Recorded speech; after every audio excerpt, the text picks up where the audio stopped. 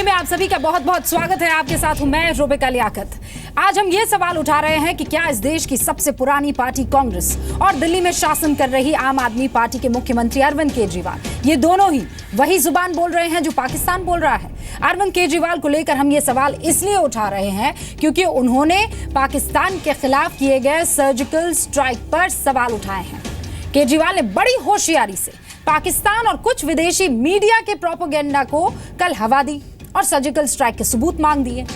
कांग्रेस को लेकर हमने ये सवाल इसलिए उठाया है क्योंकि उसे भी भारत के सर्जिकल स्ट्राइक पर शक हो रहा है और पार्टी के नेता बाकायदा प्रेस कॉन्फ्रेंस बुलाकर ये कह रहे हैं कि जब तक सबूत नहीं मिल जाते तब तक सर्जिकल स्ट्राइक पर यकीन नहीं किया जाएगा।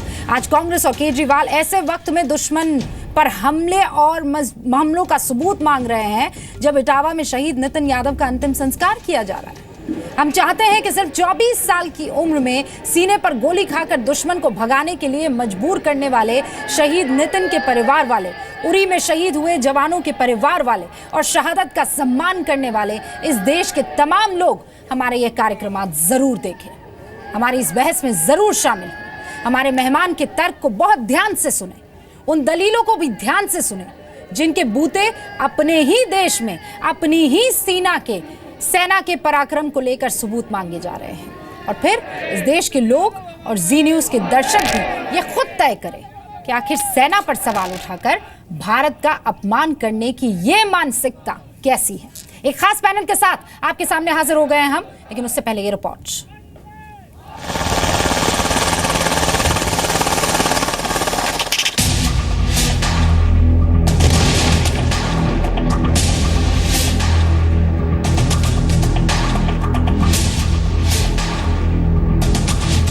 मोदी के हरीफ और दिल्ली के वजीर आला अरविंद केजरीवाल ने मोदी को एक इंतहाई मुश्किल काम का चैलेंज दे दिया है। केजरीवाल ने कहा है कि पाकिस्तान कह रहा है कि सर्जिकल स्ट्राइक नहीं हुआ, मोदी साबित करके दिखाएं। उन्होंने मोदी सरकार को चैलेंज किया कि वो भी गैर मुल्की मीडिया को कंट्रोल लाइन पर लेकर जाए।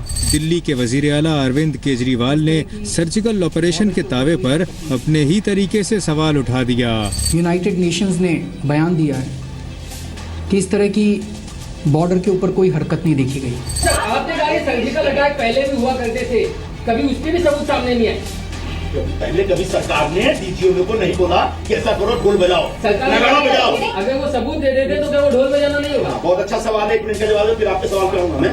इनका सवाल है सबूत देना क्या ढोल बजाना होगा। आपको ऑलरेडी 1 हफ्ते 10 दिन से ढोल बजाए जा रहे हैं और पूरी दुनिया में सवाल उठ रहा है। तब भारत की अपनी छवि, अपनी इमेज का प्रश्न है, इसलिए आप वो नेशनल सिक्योरिटी कॉम्प्रोमाइज न हो, इसको देखते हुए थोड़ा बहुत तो देना चाहिए। अपनी आर्मी की विश्वसनीयता को सुरक्षित रखने के लिए, इन्हें गलत साबित करने के लिए जो भी कर सकते हैं करना चाहिए। अंतर्राष्ट्रीय क्षेत्र में हमारी आर्मी को गलत साबित करने का जो प्रयास, कुटिल प्रयास किया जा रहा है, अगर हमने जवाब सही नहीं दिया तो डिमोरलाइजेशन होगा। पाकिस्तान की सरकार एक बस भर के अंतर्राष्ट्रीय पत्रकारों को बॉर्डर पे लेके गई है और वहाँ ये दिखा रहे हैं कि देखो, भारत कह रहा था यहाँ पे सर्जिकल स्ट्राइक हुए हैं, यहाँ तो कुछ भी नहीं हुआ। अरविंद केजरीवाल जी, ऐसा मत कुछ करिए कि भारत के सैनिकों का बलिदान पर सवाल उठे। पाकिस्तान का प्रोपेगेंडा उनके लिए महत्वपूर्ण है या भारत की सेना का त्याग? अभी हमको पूरा भरोसा है कि सरकार ने सर्जिकल स्ट्राइक किया है, सेना कह रही है, तो सरकार कह रही है, तो अभी हम कैसे एक बैक अविश्वास करें। लेकिन कोई सवाल उठ रहा है तो सरकार, हम समझते हैं कि इसका जवाब देगी। ताल ठोक के आज का पहला सवाल, क्या कांग्रेस और केजरीवाल वही भाषा बोल रहे हैं जो पाकिस्तान बोलता है? दूसरा सवाल, आखिर क्यों इस देश में सेना पर सवाल उठाकर भारत का अपमान किया जा रहा है? तीसरा सवाल, क्या इस देश की सेना को अब अपने शौर्य का सर्टिफिकेट देना पड़ेगा? चौथा सवाल, आखिर क्यों शहादत का मजाक उड़ा रहे हैं कांग्रेस और केजरीवाल? और ताल ठोक के आज का पांचवा सवाल, कांग्रेस और केजरीवाल के लिए भारत पहले या पाकिस्तान? मेरे हिसाब से तो फेक लग रहा है और वो तब तक फेक लगेगा जब तक भारत सरकार अपनी तरफ से सबूत नहीं देती। और इस पर बातचीत करने के लिए स्मिता प्रकाश एडिटर हैं, एएनआई की न्यूज एजेंसी एएनआई की संपादक हैं, 2 दशक से भी ज्यादा वक्त से पत्रकारिता कर रही हैं। मैम आपका स्वागत है। डॉक्टर पात्रा, डॉक्टर संबित पात्रा प्रवक्ता है बीजेपी की सेंट्रल कमेटी में ओडिशा के प्रतिनिधि हैं, पेशे से डॉक्टर हैं। सर आपका भी स्वागत। मीम अफजल साहब जो कि प्रवक्ता है कांग्रेस के, राज्यसभा के सदस्य रह चुके हैं, अंगोला में भारत के राजदूत रहे हैं, आपका भी सर स्वागत है। Major general retired Vishambar Dayal साहब भी हमारे साथ जुड़े हुए हैं, रक्षा विशेषज्ञ के तौर पर 1978 में भारतीय सेना में शामिल हुए, दिल्ली में आर्मी हेडक्वार्टर में डिप्टी डीजी रहे हैं और हमारे साथ रिटायर्ड कोमोडोर जे सिंह रक्षा विशेषज्ञ के तौर पर जुड़ गए हैं। आप सभी का सर बहुत बहुत स्वागत है। पहला सवाल सीधा मीम अफजल साहब आपसे, ये पाकिस्तान के प्रवक्ता के तौर पर संजय निरुपम आज मुखातिब हो रहे थे देश से, या फिर कांग्रेस के प्रवक्ता के तौर पर मुखातिब हो रहे थे देश से, जिन्हें सबूत चाहिए सेना के पराक्रम का?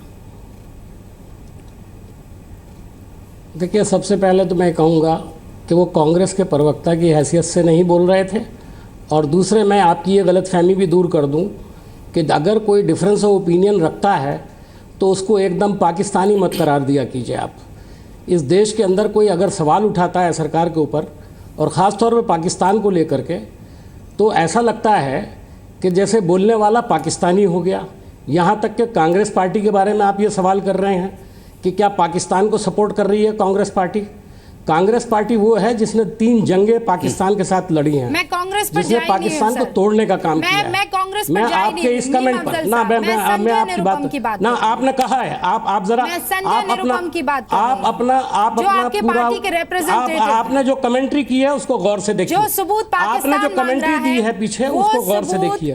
उसमें सवाल कांग्रेस पार्टी के ऊपर उठाया गया है कि वो कांग्रेस पार्टी पाकिस्तान को मदद कर रही है। कांग्रेस पार्टी कभी पाकिस्तान को मदद नहीं कर सकती, ना उसने कभी की है और ना कभी करेगी। और इसमें कांग्रेस प्रेसिडेंट का स्टेटमेंट सामने है, और उसको भी आपने देखा होगा। पहले दिन हमने जो बयान दिया था, आज तक मोदी सरकार को इतना बड़ा सपोर्ट किसी पार्टी से, बहुत बढ़िया, अपोजिशन पार्टियों से एक साथ नहीं मिला। मैंने आपसे खास तौर पर सिर्फ 2 सेंटेंस में सवाल पूछा था। कांग्रेस पार्टी मीम अफजल साहब 2 सेंटेंस में सवाल पूछा था। संजय निरुपम आज की तारीख में देश से किस हैसियत से मुखातिब हो रहे थे, मैंने वो जवाब मांगा, आप पहुंच गए कांग्रेस पार्टी पर, कोई बात नहीं। अब ये बताइए कि संजय निरुपम ने जिस तरीके की बात आज सामने रखी है, सर एक सेकेंड सर सुन लीजिए मेरा सवाल। जिस तरीके की बात आज संजय निरुपम ने कही है, जिस तरीके से मनोबल को ठेस पहुंचाया है, जिस तरीके से सेना को कटघरे में खड़ा किया है, क्या कांग्रेस पार्टी कोई एक्शन लेगी? हाँ या ना में जवाब दीजिएगा, बाकी बहस में आगे 1 घंटे आपसे कर सकती हूँ। हाँ या ना? देखिए, इसके बारे में मैं ये नहीं कह सकता हाँ या ना। इस पर गौर होगा, बाकायदा देखा जाएगा कि उन्होंने प्रेस कॉन्फ्रेंस में क्या कहा है। जहाँ तक मैं यहाँ बैठा हूँ आपके सामने, जिस वक्त यूनाइटेड नेशंस के जो सेक्रेटरी जनरल के प्रवक्ता ने एक बयान दिया था, उस पर इंडिया में सबसे पहला रिएक्शन मीम अफजल ने दिया था, कांग्रेस प्रवक्ता की हैसियत से।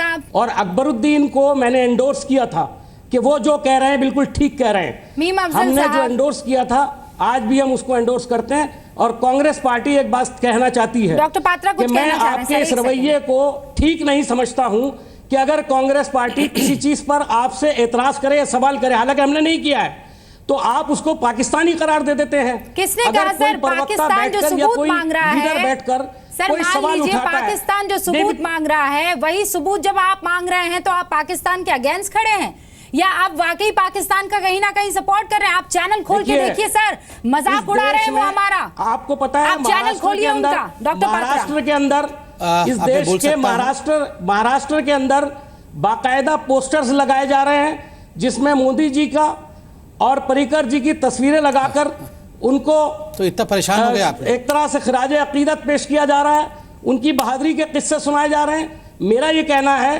फौज के ऊपर कोई सवाल नहीं उठा सकते। ये सारी हम उठाएंगे, संजय निरुपम कह रहे थे सर, लेकिन इसको किसी पार्टी के प्रोपेगेंडे का जरिया बनाने की जरूरत नहीं है। अब 1 सेकंड डॉक्टर पात्रा।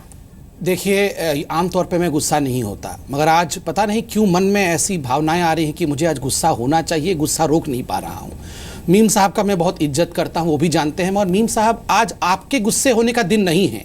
आज हम सब बहुत तीखे सवाल आपसे करेंगे और आपको जवाब देना होगा। ये उल्टा मत करिए कि आप हमें डांटना बंद कर दीजिए। सवाल आप नहीं पूछेंगे, सवाल हम पूछेंगे। आज पहली बात है, आपने कहा कि जो भी सवाल उठाता है हम उसे पाकिस्तानी कह देते हैं। ये सिर्फ सवाल नहीं उठाया गया था, ये कोई डिफरेंस ऑफ ओपिनियन नहीं है। जब आप आर्मी के वैलर को लेकर क्वेश्चन करते हैं, आप आर्मी के एक्ट को लेकर सवाल करते हैं, तो ये डिफरेंस ऑफ ओपिनियन नहीं है, ये देश के खिलाफ आवाज है। जब देश की आर्मी के खिलाफ आप कहते हैं, आप उसको डिफरेंस ऑफ ओपिनियन कह के हम पे गुस्सा होने का ये जो पूरा आप कर रहे हैं, ये बंद कर दीजिए। दूसरी बात है, आपने ध्यान से सुना संजय निरुपम ने क्या कहा? संजय निरुपम ने कहा this strike is a fake strike, जो पाकिस्तान ने भी हिम्मत नहीं की है कहने की। पाकिस्तान ने भी इसे फेक स्ट्राइक नहीं कहा है, वो भी यहां वहां अभी मुंह छुपाए फिर रहे हैं, कंफ्यूज फिर रहे हैं, मगर आपने वो काम कर दिया है और मैं समझ नहीं पा रहा हूं। उसके बावजूद भी आप संजय निरुपम को डिफेंड कर रहे हैं, जबकि आप बोल रहे हैं मैं प्रेस कॉन्फ्रेंस सुनूंगा। क्यों? मेरा सवाल है, सोनिया जी ने अभी तक प्रेस कॉन्फ्रेंस क्यों नहीं सुना?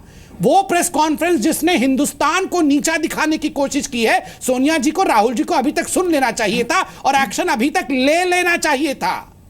और सिर्फ एक संजय निरुपम नहीं है सर, दिग्विजय भी इस पूरी लाइन में आकर खड़े हो गए हैं, चिदम्बरम साहब भी इस लाइन में आकर खड़े हुए हैं, सेना के 2 अधिकारी हमारे साथ यहाँ बने हुए हैं और इनको आज की तारीख में यहाँ पर लाना बहुत जरूरी हो जाता था। सबसे पहले कुमुदर सिंह।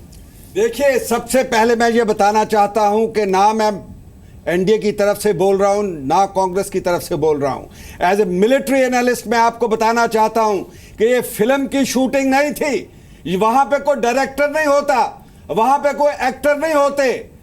अगर जैसे फिल्म इंडस्ट्री के होता है कि अगर एक्टर ने अच्छा सीन नहीं दिया तो उसका रीटेक हो जाता है, आर्मी के अंदर कोई रीटेक नहीं होता। आर्मी के अंदर जब गोली लग जाती है तो आदमी उड़ जाता है, ऊपर चला जाता है। और आप कह रहे हैं जो सर्जिकल स्ट्राइक है, सारा पाकिस्तान हिला हुआ है, सारी दुनिया इसको पहचान रही है। और केजरीवाल और आपके जो संजय निरुपम है वो पूछ रहे हैं कि सर्जिकल स्ट्राइक हुआ ही नहीं है। मैं आपको बताता हूं कि ये स्ट्राइक जो हुआ है ये 29 ऑफ सितंबर हुआ है। वो रात जो थी वो महावस्या जिसे आप कहते हैं, टोटल डार्कनेस, और उसके थ्रू हमारे फौजी फोलियाज जिसको झाड़ियां और पेड़ होते हैं उसके अंदर से निकलते हुए वो पाकिस्तान की पीओके की टेरिटरी के अंदर गए। उस टाइम ऊपर कैमरामैन जहां वो साथ नहीं होते, अगर उन्होंने कोई उसका वीडियो रिकॉर्डिंग किया है तो जहां तो वो ड्रोन से कर सकते थे, जहां कोई मिलिट्री फोटोग्राफर जा सकता था साथ। और देखिए, जब आदमी हमारी आर्मी मूव करती है, जवान मूव करता है, तो आगे उसके पेड़ ही होते हैं। वहां पे वो जैसे एक सेट बनाया जाता है पिक्चर का, वैसे सेट बना के शूटिंग नहीं होती। इसलिए आप ये मत बोलिए कि यहाँ की वीडियोग्राफी आप दिखाएं और आप सबूत दिखाएं। इसी से आगे बढ़ते हो मीम अफजल साहब, आप तो एम्बेसडर रहे हैं सर। मैं ये समझ नहीं पा रही हूँ कि पाकिस्तान तो चाहेगा ना कि टैक्टिकल मूवमेंट्स क्या होते हैं हमारी सेना के, हमारी सेना काम कैसे करती है पता लगा दिया जाए। आप उन्हीं की तरह सवाल कर रहे हैं, आपके साथी उन्हीं की तरह सवाल कर रहे हैं। मेजर जनरल दयाल, क्या एबटाबाद में अमेरिका ने ऐसा किया? समझदार है वो, क्यों बताएगा हमारी सेना कैसे काम करती है? देखिए, मैं आपको 2-3 चीजें बताना चाहता हूँ। मीर अफजल साहब, मेरी बात पूरी आप ही नहीं, सारे सियासतकार, सब पॉलिटिशियंस एक बात ध्यान से सुने। आप लोगों को मिलिट्री मैटर्स के बारे में देश से राय लो, आप लोगों को 90% को कोई ज्ञान नहीं है। ये मिलिट्री मैटर्स हैं, ये टैक्टिकल मैटर्स हैं, ये ऑपरेशनल मैटर्स हैं। भगवान के लिए इन्हें सेना पर छोड़ दो, आप अपना काम कीजिएगा, देश को शासन दे दीजिएगा, देश को डिप्लोमेटिकली स्ट्रांग कीजिएगा।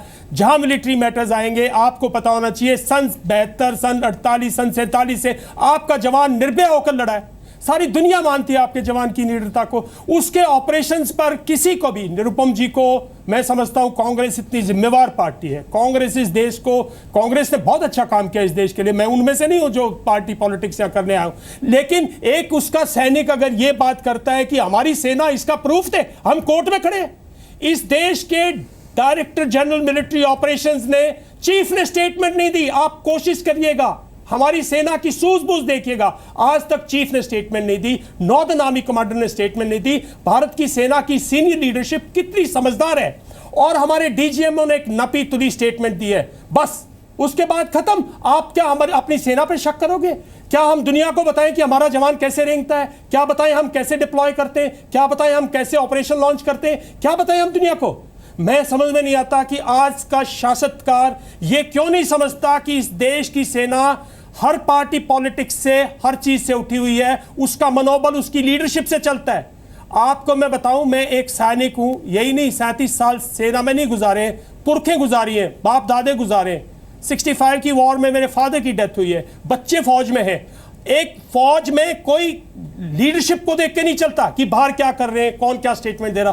कभी कभी वक्त पर एक अच्छा नेता आता है, उसकी अच्छी स्टेटमेंट होती है, इंदिरा जी की स्टेटमेंट है, वाजपेयी जी की स्टेटमेंट है, और अगर आज हमारे प्रधानमंत्री अच्छी स्टेटमेंट देते हैं तो सैनिक उसका थोड़ी देर के लिए मनोबल महसूस करता है। आप लोगों को ऑपरेशनल मैटर्स पर किसी को भी किसी किस्म की टिप्पणी देने का कृपा इससे वर्जित रहिएगा, क्योंकि ये आपका मैटर नहीं, आपको सूझबूझ ही नहीं है। मेजर जनरल दयाल, मुझे लगता है मीम अफजल साहब इसके बाद तो कुछ और कहने की बात ही नहीं आगे बढ़ती है। मैं स्मिता जी को इसमें लाना चाहूंगी। स्मिता जी, पॉलिटिक्स अपनी जगह है, आपने गलत किया, आपने सही किया, ये सारी चीजें चलती रहती है, लेकिन ये तो डर्टी पॉलिटिक्स हो जाती है जब आप अपने सेना को कटघरे में खड़ा कर देते हैं। रूबिका, पहली बात तो अरविंद केजरीवाल ये नहीं जानते कि बॉर्डर क्या है, एलओसी क्या है। उन्होंने अभी कहा, उनकी स्टेटमेंट को आप सुने तो उन्होंने कहा कि पाकिस्तान जो है बस भर के बॉर्डर पर लेके गई। नहीं, बॉर्डर पे नहीं लेके गई, एलओसी के पास लेके गई थी। एलओसी और बॉर्डर में फर्क नहीं जानते तो वो इतना क्या बता पाएंगे कि कश्मीर में क्या हुआ। कल को तो वो ये भी कह देंगे कि आज़ाद कश्मीर, पीओके नहीं कहेंगे, आज़ाद कश्मीर कहेंगे। क्यों? क्योंकि जो कश्मीर हमारे हिस्से में है, उस कश्मीर में बीजेपी की कोalition गवर्नमेंट है, तो शायद वो उसको मकबूजा कश्मीर कहने लगेंगे। मैं कहना ये चाहती हूं कि ये एक अनडिक्लेयर्ड जंग जैसे चल रहा है आजकल। तो जब इस स्थिति में एक प्रोपेगेंडा वॉर कर रहा है पाकिस्तान, और उस प्रोपेगेंडा वॉर के जो पैरामीटर्स है, अगर आप उन लफ्जों का इस्तेमाल करेंगे, अगर आप उस तर्क का इस्तेमाल करेंगे, तो आप उनकी चाल में शामिल है, आप उन्हीं की बात कह रहे हैं। हम बेशक हम ये नहीं कह रहे कि आप पाकिस्तानी हैं या आप पाकिस्तानी प्रोपेगेंडा कर रहे हैं, लेकिन जब आप उनके तर्क को इस्तेमाल कर रहे हैं तो you are playing their game. तो जाहिर है कि भारत की जो पब्लिक है वो समझ गई है कि आप शब्दों के जो चालाकीपन से आप इससे बच नहीं सकते। सब देख चुके हैं कि आप पॉलिटिक्स कर रहे हैं, चुनाव है पंजाब में और उस चुनाव को लेकर आप पॉलिटिक्स कर रहे हैं, सब जान गए हैं। I don't think it makes sense, जैसे आपके फौजी एक्सपर्ट्स ने कहा कि ऑपरेशंस के मामले में तो कम से कम आप ये मत कहिए कि जब तक सबूत नहीं तब तक ऑपरेशन हुआ नहीं। देखिए, मैं एक बात कहना चाहता हूं, देश में बाकी मुख्यमंत्रियों में से कितने मुख्यमंत्री निकल कर आकर पाकिस्तान के विषय में, एक्सटर्नल अफेयर्स के मिनिस्ट्री के विषय में, एलओसी के विषय में, डिप्लोमेसी के विषय में प्रेस कॉन्फ्रेंस होल्ड करते हैं। कल सुप्रीम कोर्ट ने अरविंद केजरीवाल के मिनिस्टर सत्येंद्र जैन से 25,000 का फाइन किया, और पता है क्या कहा उन्होंने कहा आपको तो सत्ता चलाना नहीं आता है, आपने कहा कि आपको रोका जा रहा है, एफिडेविट में लिख के तो दीजिए कौन काम करने से रोक रहा है। मिनिस्टर दे नहीं पा रहे हैं, चिकनगुनिया संभल नहीं रहा है, वहां एलओसी पे जाकर क्या कौन कर रहा है उस विषय में टिप्पणी देने की क्या आवश्यकता है। और वो भी देश की राजधानी दिल्ली के नहीं। और बाकी मैं एक सवाल मीम अफजल जी से बड़े आदर पूर्वक पूछ लूं, आप देख लीजिए, आज संजय निरुपम जी ने कहा कि आर्मी और डीजीएमओ को सरकार और पॉलिटिशियन कंट्रोल कर रहे हैं। इतनी हिमाकत की है ये कहने की। मैं मीम साहब से पूछ रहा हूं कि संजय निरुपम को कौन कंट्रोल कर रहा है? कहीं 10 जनपद से ये तो इशारा नहीं हुआ है कि आधे लोग ये कहिए कि हाँ ठीक है हम साथ है, और आधे लोग, वरना इतनी हिम्मत तो नहीं होगी संजय निरुपम की कि इतना प्रेस कॉन्फ्रेंस कर। मेरे ख्याल से आज की तारीख में यह सवाल हर किसी के जहन में होगा, वरना कैसे कोई हिम्मत कर देगा कि पार्टी कुछ और कह रही है और आप बकायदा प्रेस कॉन्फ्रेंस बुला के कुछ और कह रहे हैं। आप इतने कंफ्यूज हैं कि आप कहते हैं नहीं हम तो साथ हैं, डीजीएमओ ने जो प्रेस कॉन्फ्रेंस की हम उसके साथ है, सरकार ने जो किया हम उसके साथ है, लेकिन ये फेक सर्जिकल स्ट्राइक है तो आप फेक सर्जिकल स्ट्राइक के साथ हैं। आप इतने कंफ्यूज साउंड कर रहे थे मीम अफजल साहब। रूबिका जी, मेरी बात को ज़रा गौर से सुनिएगा और मुझे थोड़ा सा वक्त दीजिएगा, चूँकि सारी बातों का जवाब मुझे ही देना है। बिल्कुल। सबसे पहले जो हमारे फौजी यहाँ बैठे हुए हैं, पूरे आदर और पूरे सम्मान के साथ मैं ये बात कहना चाहता हूँ कि पार्टी बिल्कुल इस बात से एग्री नहीं करती। क्यों? मेरा जो सवाल था रूबिका जी, आपने थोड़ा मुझे कंफ्यूज किया और ऐसा मुझे कटघरे में खड़ा करने की कोशिश की जैसे मैं भी निरुपम को सपोर्ट कर रहा हूँ। नहीं सर, बिल्कुल सपोर्ट नहीं करूंगा, बिल्कुल नहीं। मैं उन लोगों में से नहीं हूँ। सुन लीजिए प्लीज सुन लीजिए। मेरा पुराना और आज का रिकॉर्ड उठाकर देख लीजिए। फॉरेन पॉलिसी को लेकर के मैं बहुत एहतियात के साथ बात करता हूँ। जो हमारे पूर्व सैनिकों ने एक बात कही उससे मैं 200% एग्री करता हूँ कि इस पर हमें सवाल नहीं उठाना चाहिए। लेकिन उन्होंने एक बात और कही कि वहाँ अंधेरा था, ये था। मैं अभी अगर आपसे कहूँगा, सरकार की तरफ से बयान आया था कि हमने इसकी वीडियोग्राफी की है। बाद में होम मिनिस्टर साहब ने परसों ये बयान दिया था कि जब मुनासिब वक्त होगा हम दिखाएंगे। चिदम्बरम साहब का भी आपने हवाला दिया। चिदम्बरम साहब ने खास तौर पर जो बात कही थी, उन्होंने उनके साथ नहीं मिलकर के बात कही। उन्होंने कहा था मैं आपको रोकूंगा, सरकार का राइट है कि वो मेरी बात सुनिएगा। पहले मेरी बात सुनिएगा। मीर अफजल साहब आप इतने समझदार हैं, आपको जो सवाल पूछ रहा हूं देखिए, पूरा क्या हमने सन 62 के ऑपरेशंस को पब्लिक कर दिया? क्या 71 वॉर को पब्लिक कर दिया? मीर अफजल साहब नहीं, देखिए गलत। मैं आपको देखिए, आप बहुत बड़े हैं, मैं आपकी पूरी मान सम्मान करता हूं। मैं तो आपसे कह रहा हूं। नहीं, आप भी बीच में नहीं, आप ऐसे कैसे बोल सकते हो? देखिए साहब, मीर अफजल साहब बड़ा करते हुए आगे बढ़ाऊंगा। मीर अफजल साहब नहीं, मैं पहली बात पे रोकूंगा आपको। मेरी आप नहीं, मीर अफजल साहब मेरी बात का जवाब दीजिएगा। हमने सन 62 की लड़ाई लड़ी। सन 71 में इंदिरा जी ने इस देश को इतनी अच्छी जीत दिलाई, राइट? क्या हमने उस डॉक्यूमेंट्स को कभी पब्लिक किया? क्या हमने आज तक कारगिल वॉर को पब्लिक किया? मुझे याद है, मैं उन सैनिकों में से हूं जिन्होंने, जब सौरभ कालिया का वो आया था तो मैंने एक विदेशी उसको दिया था क्योंकि मैं विदेश में था उस समय। हम अपने ऑपरेशंस की डिटेल्स, हम कैसे लड़े, क्या कार्रवाई की, मीर अफजल साहब हम ये पब्लिक डोमेन में नहीं लाते। प्रधानमंत्री जी पॉलिटिकल स्टेटमेंट देंगे, उनका हक है, वो एग्जीक्यूटिव है। होम मंत्री अपनी स्टेटमेंट देंगे। आप इस सेना की तरफ देखो, आपकी सेना बिल्कुल अपॉलिटिकल है। आपकी सेना एक बहुत well disciplined, well organized, well train, highly with high moral है। जब हमने आज तक कोई भी ऑपरेशन पब्लिक नहीं किया, आप इस छोटे से ऑपरेशन को हम कैसे पब्लिक कर दें? क्यों पब्लिक कर दें? हमारे डीजीएम ने एक नपी तुली स्टेटमेंट दी जो कि इस देश के मोरल के लिए, सेना की मोरल के लिए